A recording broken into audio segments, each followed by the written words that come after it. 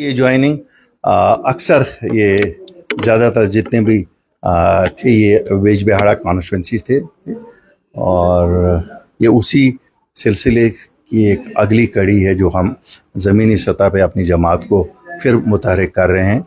इंशाल्लाह आप देख रहे होंगे कि पिछले कुछ दिनों से ये लगातार चल रहा है, ज्वाइनिंग डिफरेंट कॉन्स्टिट्यूंसीज से हो रही है और हमें उम्मीद है कि हम लोगों तक फिर एक बार पहुंचेंगे और लोगों के मसाइल जो जूं के तूं रहे हैं, जो 2019 से पेंडिंग ही है, जब कोई सरकार यहाँ तब से नहीं थी, तब से ये पहला इलेक्शन आया था। बदकिस्मती से लोगों को सियासी जमातों ने ऐसा वर्गला लिया कि हमारे सच को उन्होंने अपने झूठ से हराया।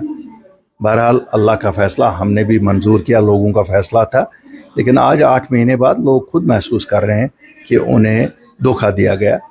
हमें तो मालूम थी उस वक़्त भी कि ये धोखा है, लेकिन शायद वो सियासी कायदीन इतने माहिर हैं लोगों को वर्गलाने में कि हमारा सच कहीं काम ना आया।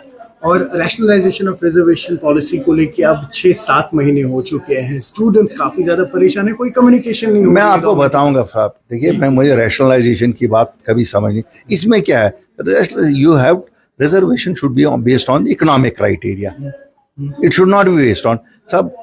यहाँ हम कहते हैं नहीं साहब, जो उड़ी में रहता है, पुंछ में रहता है, राजौरी में रहता है, इसको रिजर्वेशन दे दो, तो श्रीनगर वाला कहाँ जाएगा जो इकोनॉमिकली गरीब है? जम्मू वाला कहाँ जाएगा? बारामूला वाला कहाँ जाएगा? अनंतनाग कटरा वाला कहाँ जाएगा? तो क्या ये खाली एरिया स्पेसिफिक, फिर एरिया स्पेसिफिक कर दो, सबको हम कहेंगे निकल जाओ श्रीनगर, बारामूला, यहाँ से निकल जाओ और उन एरियाज में जाओ जहाँ reservation should be based on economic criteria. हम इसके खिलाफ नहीं है कि SC कैटेगरी या ST कैटेगरी को ना दी जाए, उनको भी बिल्कुल दी जाए, लेकिन उनमें से भी इकोनॉमिक क्राइटेरिया देखा जाए।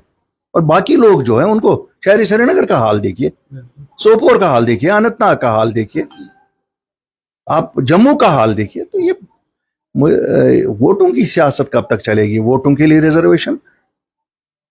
रिजर्वेशन इसलिए होनी चाहिए ताकि जो लोग बिल्कुल उस सतह से नीचे हैं, जिनके घर नहीं चल रहे हैं लेकिन पढ़ाई करते हैं, उनको रिजर्वेशन देनी चाहिए। जहां एक मुलाजिम ऑलरेडी है वहां दूसरा क्यों रिजर्वेशन से आ जाए? मुझे बताइए, क्या ये सही नहीं है कि एक ही घर के 10 लोगों को हम रिजर्वेशन के जरिए सरकारी मुलाजमतें देते हैं? मैं सरकार से कहता हूं, they should look at it. ये डर रहे हैं सब सच बोलने से, इनको लगता है वोट नहीं मिलेगा, शायद अगर बोलेंगे शायद ST वाला नाराज हो जाएगा, चाहे वो मेरा गुजर भाई हो या बकरवाल भाई हो या मेरा पहाड़ी भाई हो। अगर SC वाला वो शायद अगर उसको रिजर्वेशन, भाई साहब रिजर्वेशन एक बार, एक घर को 10-10 बार आप दे दोगे तो फिर तो ये मरेंगे आम लोग। 70% लोगों को आप देते हो। आप अभी आपने देखा नायब तहसीलदार, क्या नाइंसाफी है। फिर ये लोग बंदूक नहीं उठाएंगे तो क्या करेंगे? खुदकशी नहीं करेंगे तो क्या करेंगे? ड्रग्स नहीं खाएंगे तो क्या करेंगे? बदकिस्मती है, यहाँ की सियासत इन्हीं रिजर्वेशंस पे चलती है, यहाँ की हुकूमतें इन्हीं रिजर्वेशंस की वजह से। इसलिए फिर रिजर्वेशन करो ना, हुकूमत भी रिजर्वेशन, इसमें भी रिजर्वेशन करो कि नहीं साहब ये रिजर्व हमने कर दी है 2 खानदानों के लिए। फिर क्यों वहां पर क्यों नहीं करते हो? वहां पर भी कर दो कि ये रिजर्व है हुकूमत उन्हीं के लिए। और सर जब तक कास्ट सेंसस नहीं होगा तब तक तो बहुत वेग है गवर्नमेंट का कहना कि हम लोग रिजर्वेशन। मैं कहता हूँ साहब कास्ट सेंसस भी सही, मैं कहता हूँ इकोनॉमिक क्राइटेरिया लगाओ। करेक्ट भाई साहब, कोई या मैं जम्मू और श्रीनगर की बात मैं करूंगा, ये बेचारे कहाँ जाएंगे? इनको क्या, इनको फुटपाथ पे ही सबको बिठाना है, इनको रेडियां ही सबको चलानी है।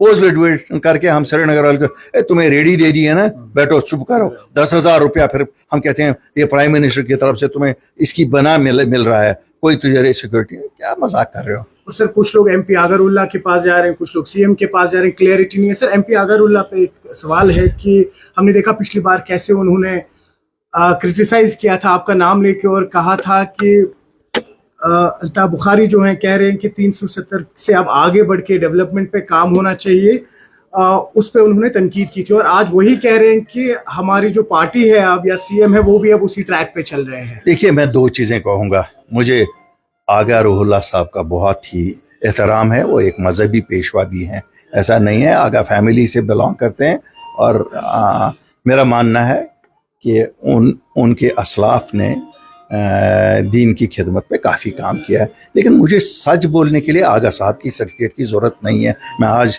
واضح کرنا چاہتا ہوں, سچ کے لیے کسی کی سرٹیفکیٹ کی ضرورت نہیں. کل بھی وہی سچ تھا جو الطاف بخاری اور اپنی پارٹی نے کہا, آج بھی. اور میں ساتھ یہ بھی کہتا ہوں کہ اگر آج دیر سے ہی جناب عمر عبداللہ صاحب کو روشنی دکھی سچ کی, اور اگر وہ آج سچ بول رہے ہیں, شکر الحمدللہ, اللہ کا شکر, کیونکہ ہم مسلمان ہیں. ہم میں یہ ہے کہ آخری سانس پہ بھی اللہ کہتا ہے کہ اگر آپ سچ کی راہ پہ چلو گے میں آپ کو پچھلے گناہ معاف کروں گا. میں دعا گو ہوں کہ وہ یہی سچائی پہ باقی لیڈروں کو بھی چلائے. اور آغا صاحب کو کہتا ہوں, آپ تو مذہبی پیشوا ہو, آپ تو اس سچ پہ چلو نا.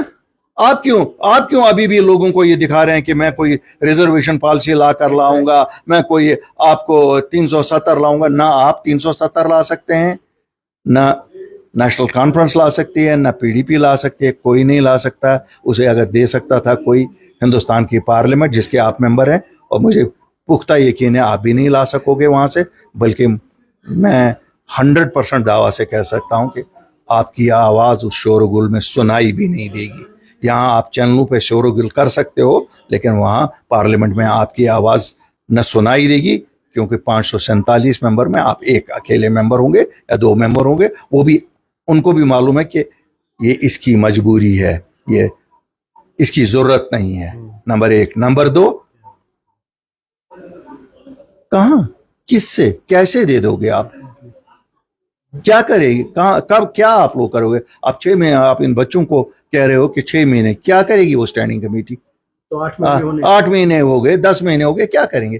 آپ بھی سچ بولو, لوگوں کو بولو جناب بات سچ ہے, ہمیں مرکزی سرکار کے شانہ بشانہ کام کرنا ہے.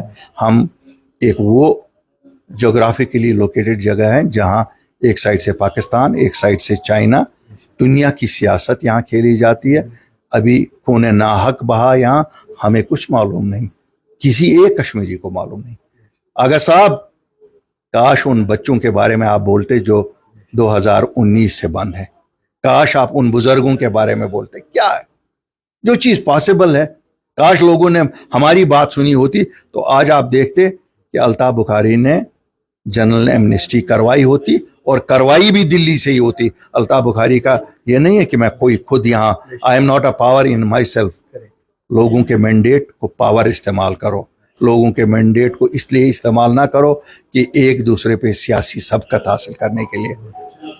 میں آپ کو کہتا ہوں, میں آپ سب لیڈروں کو کہتا ہوں, پاور ہم لکھ کے دے دیں گے, آپ ہی رکھو, لیکن آپ سچ بولو, قسم کھاؤ سچ بولنے کی. کیوں, سچ بولنے سے ہی ہمارا قوم ترقی کرے گا.